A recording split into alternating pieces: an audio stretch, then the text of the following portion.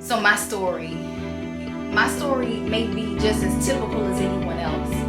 I grew up in a single parent household, born out of wedlock, definitely born in poverty. And I remember one day looking at the state of my community and the neighborhood, and I began to take mental notes of the land in which I lived in, and I saw generational poverty. I remember one day looking and hearing conversations, so looking out in my community, in my neighborhood, and I saw 3 generations of women. I saw the grandmother, I saw the mother, and I saw the granddaughter. 3 generations that were tied in this perpetual state of poverty.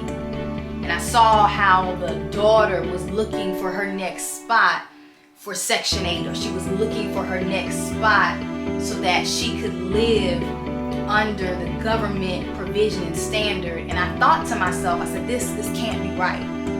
By the grace of God, somehow I came across a scripture that declared that a good man leaves an inheritance for his children's children. And I knew at that point in my life, as early as the age of 16, I knew that this wasn't the inheritance that God had for me. This wasn't greatness. And at that point, I knew that I wanted more. And I began to see how God anointed me for vision, to see greater, to see His abundance, to see His power. And I believe that God was speaking to me even at that age to say, I have something greater for you. So you know it's different when God calls you to see different.